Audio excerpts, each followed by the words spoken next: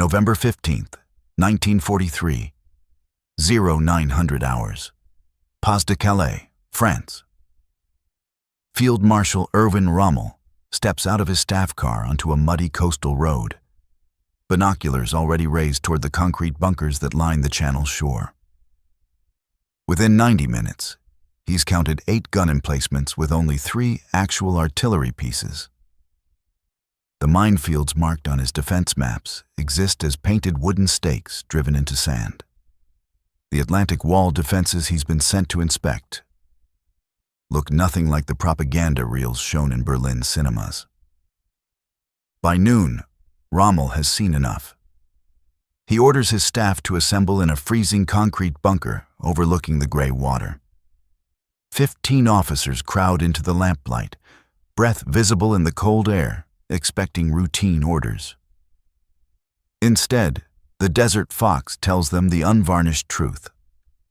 The fortress they've been told is impregnable wouldn't stop a determined Allied assault for 24 hours. So what did he say that made every man in that room go silent? What he said next would trigger the most desperate construction program in German military history. But it still wouldn't be enough. For 3 years before Rommel arrived in France, the Atlantic Wall had lived primarily in the imagination of Joseph Goebbels' propaganda ministry. Newsreels showed endless footage of massive coastal guns, tank traps stretching to the horizon, and waves of mines protecting every meter of beach from Norway to the Spanish border. Hitler himself declared the defenses absolutely impregnable in speeches broadcast across occupied Europe. His voice crackling through radios in German homes where families desperately needed to believe their soldiers stood behind unbreakable walls. The propaganda served dual purposes. It deterred Allied invasion planners while maintaining morale on the home front as the Eastern Front consumed entire armies in the Russian winter. German soldiers stationed along the French coast believed they manned positions that could withstand any assault. Civilians believed their loved ones stood protected behind steel and concrete. The Atlantic Wall became more than fortifications. It became a psychological shield protecting a Reich that could no longer defend its vast, conquered coastline with the forces it actually possessed. By late 1943, even senior officers who'd never seen the defenses personally spoke of them with confidence, born from repetition rather than inspection. But reality and propaganda were about to collide in the cold light of a November morning. Erwin Rommel arrived in France carrying the weight of North Africa's defeats, but also his reputation as Germany's most pragmatic battlefield commander. The desert had taught him brutal lessons: endless bomber streams, naval gunfire that arrived with devastating accuracy, logistics chains that never broke. Those memories haunted him as his staff car rolled toward the coast. The High Command expected him to validate the Atlantic Wall's readiness, to provide professional reassurance that would quiet nervous garrison commanders and justify the resources already expended. Instead, Rommel approached the inspection with the methodical eye he'd used to assess British defenses at Tobruk. He walked trenches in person, questioned junior soldiers about ammunition supplies, measured fields of fire with his own eyes. He ran his knuckles across concrete walls, checking thickness. His staff officers followed behind with clipboards, recording observations that grew more caustic with each position inspected. He expected to find at least a functional defensive system, perhaps incomplete in places, under-resourced in others, but fundamentally sound. His experience told him that even imperfect defenses could exact terrible costs from an attacking force if properly positioned and adequately manned. The first bunker he inspected shattered that hope before lunch. The coastal battery position near Calais looked impressive from the road. 8 concrete emplacements covering France's narrowest channel crossing. Rommel climbed into the first position and found rust stains where a gun had once been mounted. The second held a French 75mm piece from the previous war, traverse mechanism frozen with corrosion. The third contained an actual modern artillery piece. The remaining 5 stood empty. Their fields of fire covered nothing but air and ambition. A young lieutenant showed Rommel the minefield maps with colored pencils marking thousands of mines. The field marshal asked to see the actual minefields. The officer led him to rows of wooden stakes painted white, driven into sand at regulation intervals. The mines themselves had been requisitioned for the Russian front 8 months earlier. Nobody had updated the maps. Rommel's chief engineer reported wall thickness with apologetic precision: 18 inches, sufficient to stop small arms fire. Useless against naval bombardment from the warships the Allies would bring. The Belgian gates and steel hedgehogs designed to rip landing craft apart existed in meaningful numbers only around major ports, leaving vast stretches of beach defended by barbed wire and optimism. By the second day, Rommel had stopped asking hopeful questions. He started calculating gaps instead. Yet the worst evidence still waited in a leather briefcase carried by his Luftwaffe liaison officer. The reconnaissance photographs arrived on the third morning, spread across a wooden table in a commandeered farmhouse. Lamplight caught the glossy surfaces as Rommel's staff gathered around. The Luftwaffe had flown the missions at his personal request. Low-level passes over sectors marked fortified on official defense charts. What the cameras captured contradicted every map issued by High Command. Entire defensive sectors showed nothing but bare coastline from 5,000 feet. No bunkers, no wire, no obstacles. Just empty sand where colored pencils had marked strong points on command post maps. The photographs revealed gaps between actual defensive positions, sometimes stretching 8 kilometers. Distances an Allied landing force could exploit with devastating ease. Even worse, the bunkers that did exist faced the wrong directions. Most covered harbor approaches that Rommel knew the British and Americans would simply bypass. Rommel's intelligence officer calculated the arithmetic with a slide rule and a sick expression. At current readiness, Army Group B could establish perhaps 40 to 50 genuinely defensible strongpoints along the entire French coast. Not enough to cover Normandy. Not enough to cover Calais. Not enough to cover any likely invasion sector. Rommel asked his officers a simple question. Where would they choose to land if they commanded Allied forces? The answer was obvious from the photographs: anywhere they wanted. And that truth demanded confrontation. Rommel ordered comprehensive analysis. His staff worked through 3 nights compiling data. Concrete poured, mines actually laid, guns positioned and operational, troops assigned. The resulting report read like an indictment. Army Group B controlled 2,400 miles, with 50 understrength divisions, many filled with conscripted foreign troops. The numbers told a story of systematic failure. Mine density, 1.7 per meter. Rommel's minimum requirement, 5 to 6. Beach obstacle placement, 18% complete. Defensive plan assumption. Kriegsmarine contests invasion fleet at sea. Luftwaffe destroys landing craft. Reality. Both services existed as shadows. Rommel calculated invasion arithmetic. A determined Allied landing at high tide could put 15 divisions ashore within 48 hours. German forces would need at least 4 days to concentrate sufficient strength for counterattack, assuming the Allies didn't interdict every road and rail line with overwhelming air power they demonstrated in Sicily and Italy. The mathematics were brutal and irrefutable.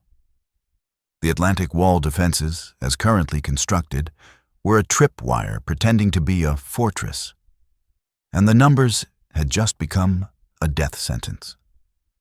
On the gray morning of November 18th, Rommel decided his staff needed to hear the truth that Berlin refused to acknowledge. 15 officers crowded into a concrete bunker overlooking the stretch of beach that would later be designated Omaha.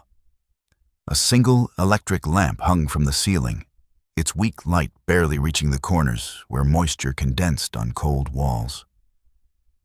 Through the gun slit, the channel stretched gray and lifeless under November clouds. Rommel stood at the map table. He spoke without preamble or softening. "Gentlemen, what we have been told is a fortress is, in fact, a fence, and not a particularly good fence."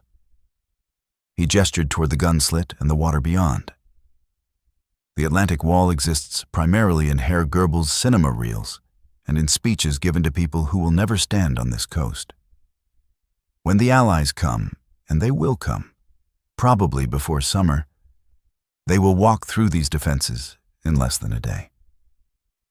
The room remained absolutely silent, except for breathing and distant waves.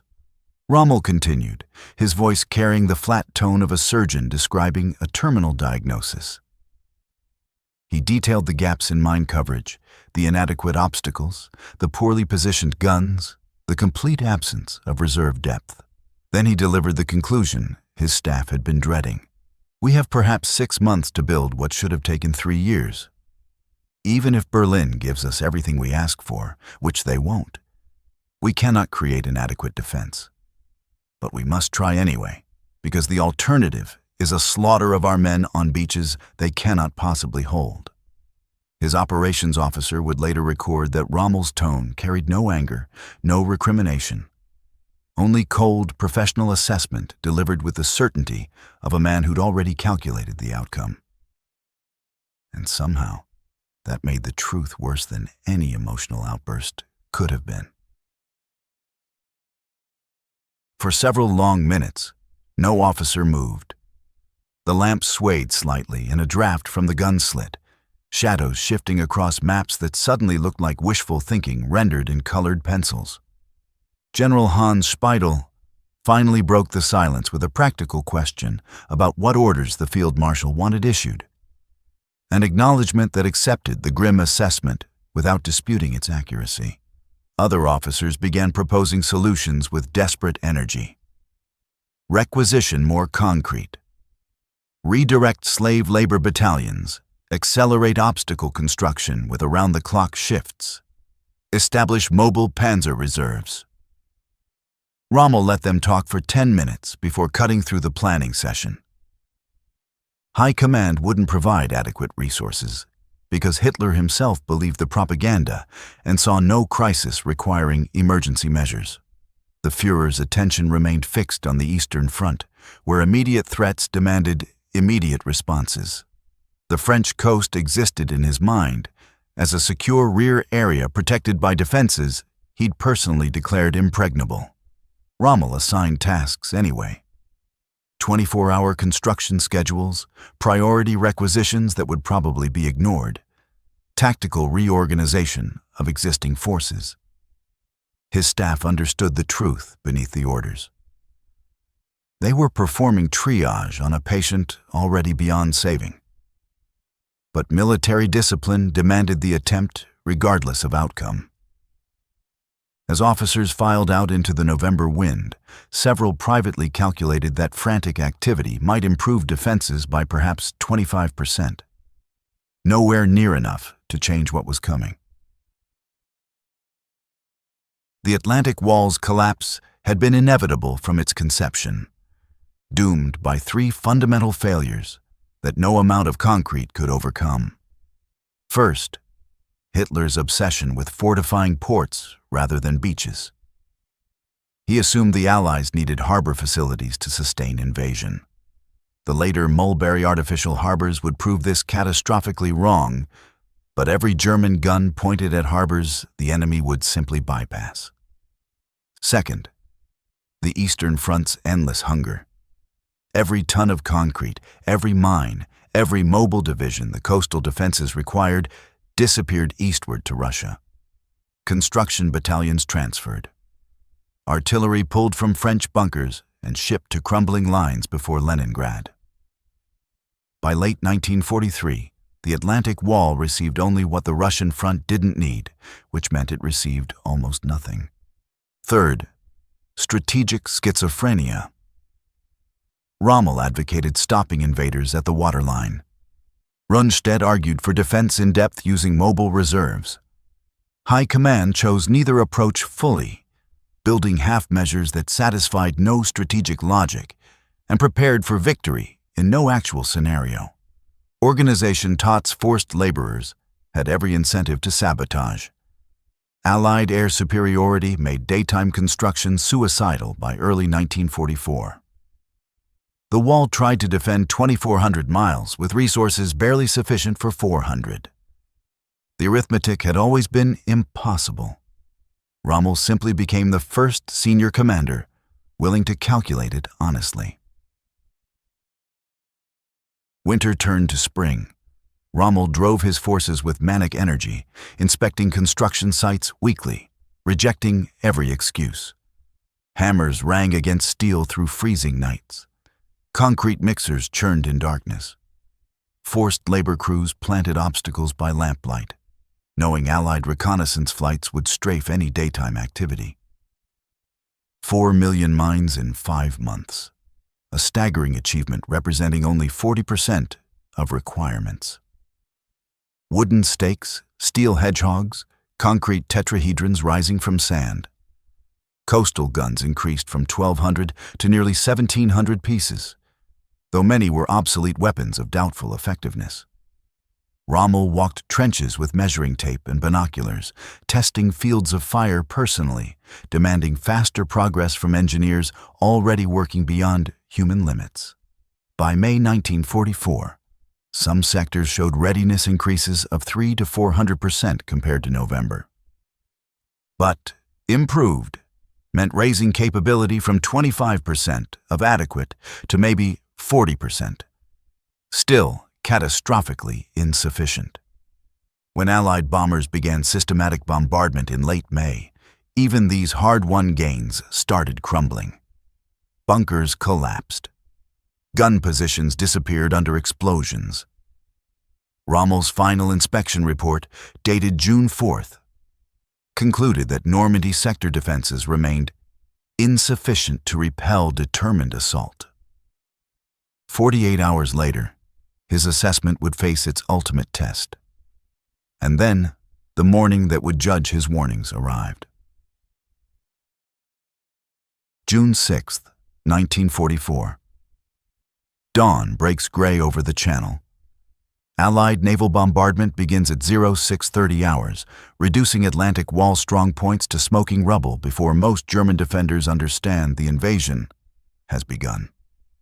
The thunder of naval guns drowns out everything. Orders, screams, reality itself. At Utah Beach, Rommel's obstacles delay American forces by approximately 40 minutes. A tactical inconvenience, not a strategic barrier. At Omaha, German defenders inflict terrible casualties from reinforced positions, but can't prevent the beachhead from consolidating by nightfall. Gold, Juno, and Sword beaches fall even faster. British and Canadian troops pushing inland against resistance that crumbles under overwhelming firepower. By sunset, 156,000 Allied troops stand on French soil. Exactly as Rommel predicted.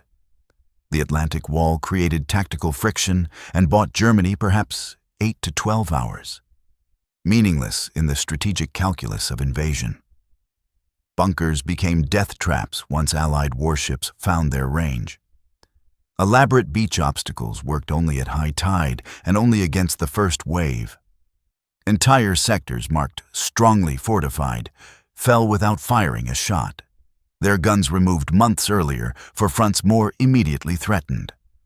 Rommel, absent from Normandy on what should have been routine leave, received the reports at his home in Germany. He understood immediately. Completely. The moment he'd warned his staff about 7 months earlier had arrived. The defenses performed exactly as badly as his November calculations predicted. The fortress that lived in propaganda reels had been tested by reality. and reality walked through it in less than a day. The Atlantic Wall collapsed on June 6th with such precision, it validated Rommel's assessment like a mathematical proof. Nazi leadership had constructed a psychological fortress stronger than any physical one. A shared fantasy of impregnability that prevented honest resource allocation and realistic planning. Goebbels' machine had built walls of certainty in minds rather than coastlines. Walls more difficult to breach because they existed in belief rather than material. Rommel's staff meeting in that cold bunker represented the exact moment when professional assessment tried to penetrate ideological certainty. It sparked desperate construction that genuinely improved defenses. But the truth arrived too late to change outcomes already determined by years of strategic delusion. The Atlantic Wall taught that steel and concrete alone cannot defend coastlines. Defense requires clear-eyed assessment of actual capabilities measured against required ones, followed by honest acknowledgement when gaps are too large to close. Rommel saw the arithmetic in November and spoke uncomfortable truth. His superiors heard the warning, believed it partially, acted on it insufficiently. When dawn broke over Normandy, channel waves carried Allied armies through a fortress that had never existed anywhere except in speeches and newsreels. The wall fell because it was never truly built, only announced, described, and believed in. In war, denial remains the most expensive illusion. And that morning, the bill came due in full.